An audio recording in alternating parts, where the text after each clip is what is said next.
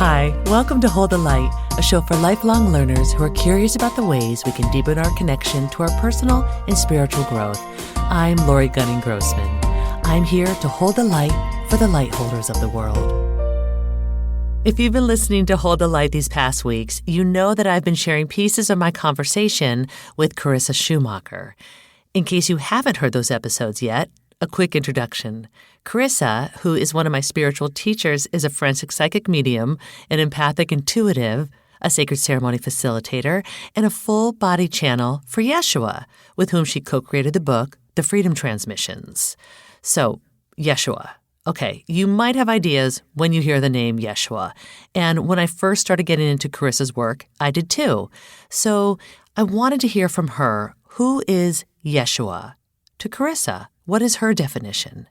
What she describes here is so helpful, and I know that others who heard the full conversation appreciate it as well because there is such clarity and beauty in her answer. Here's Carissa.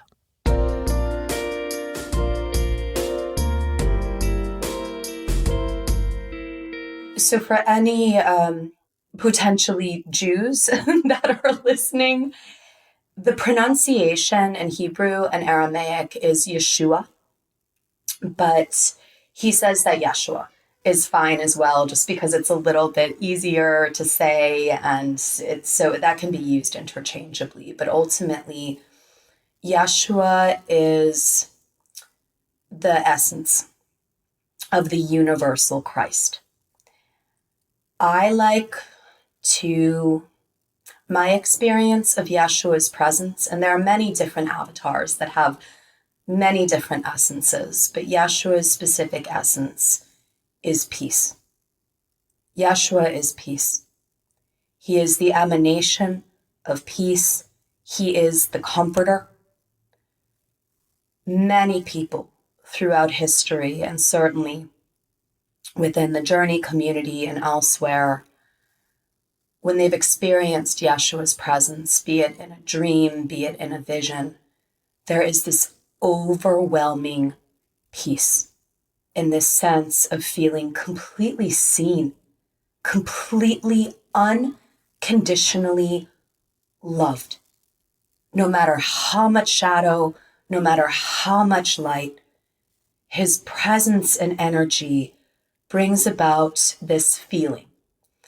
And not just a feeling, it's so much more than that, but it brings about this knowing, this wisdom, that everything is going to be all right.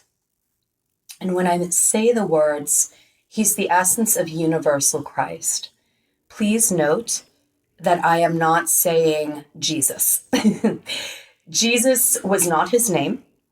Jesus came from some of the Greek translations. In Greek, Jesus is basically the translation of Yeshua. And when he first came to me, I asked him, what am I to call you? Am I to call you Jesus? And he said, no, that was not my name. And so that was a learning lesson for me, because of course I did not grow up in a staunchly Christian household. I was able to explore many different religions at the time. I'm very grateful to my parents for giving me the space to be able to explore that. But he was very clear from the beginning and the distinction that he is the essence of the universal Christ. Because in his life, in his one human life as Jesus or Yeshua, through his death, through his experience of the death, the Friday, his transformation and transfiguration in the tomb, when he died and was placed in the tomb, and the tomb was reconfigured and he was birthed out of the tomb from the space of the womb, he did not emerge as a physical man anymore. He emerged through the presence of the universal Christ. So his emergence after the crucifixion, the resurrection, was the emergence of the universal Christ essence. Richard Rohr has a wonderful book that he wrote about this. Richard Rohr he's a Franciscan monk, or a Franciscan priest, and he wrote a wonderful book called The Universal Christ. very often prior to giving someone a copy of the Freedom Transmissions, I will give them a copy of the Universal Christ first. Yeah. Because it helps people to understand the difference between Jesus, the man, versus the essence of the Universal Christ.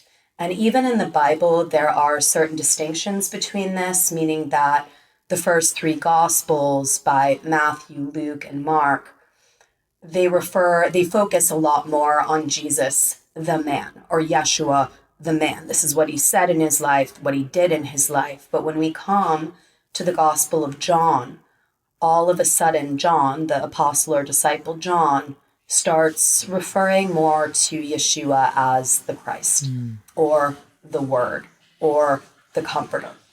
So even biblically, there was an understanding of the progression from the man into the Spirit.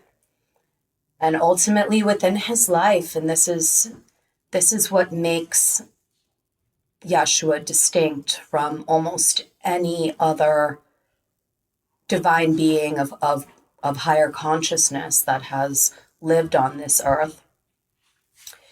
Everything that he did was through peace. Mm-hmm. There was no, even some of the other prophets, David, Moses even to a certain extent, but there was everything that Yeshua did was through peace. And not only that, he also gave us proof. Mm-hmm. He didn't just talk about the afterlife. He went first to show us that the path was real. He talks about this in the Freedom Transmissions. He walked through the Friday, the death, the Saturday, the tomb that then becomes the womb that we're birthed from, into the Sunday, into the resurrection. He gave us proof, with many people having witnessed his spirit essence in the aftermath of his death and crucifixion, even people that weren't Jewish at the time that saw him in the aftermath of the crucifixion. He gave us proof that we are not just ash. We are not just dust. We are not just clay. Mm-hmm. That there is a spirit that permeates us. There is a spirit and a sovereignty inherent to every individual. Every life is of God. It is special and worthy of redemption, of forgiveness, and of love. So he didn't just talk about these things. He actually did it. He walked the talk through what he experienced throughout his passion. He is not the only way, but he created a pathway for us to be able to trust that even when our minds, our eyes tell us to look at the seen, that it is the unseen that is the true magic and beauty of our spirit, of our God self. And so when I say that Yeshua is peace, he is not just the essence of divine feminine love, creation, destruction, and he's not just more of the divine masculine truth and concrete. He is the marriage, the blending between love and truth, so that there is simplicity, so that there is that point of connection where we are living from the intersection, our origin of the vertical and the horizontal. To hear my full conversation with Carissa Schumacher, be sure to listen to episode 23. You can also check out episodes 24 and 25 for some excerpts of that longer conversation. You'll hear words and wisdom on how we can cultivate and stay connected to our spiritual paths. Visit the show notes for direct links. And to learn more about Carissa, including her journeys and her book, The Freedom Transmissions, visit her website, thespirittransmissions.com. Thank you for listening to Hold the Light. For more information about this episode and the topics discussed, visit our show notes or find more at holdthelightcollective.com or on Instagram at holdthelightcollective. This podcast is produced by me, Lori Gunning Grossman. Jonathan Grossman is our co-producer and all-around sound guru. He also wrote the original music. This podcast is recorded and mixed at Night Shift Audio in Los Angeles, California. Finally, if you like the show, please rate, review, and share it with a friend. Let's share the light with each other.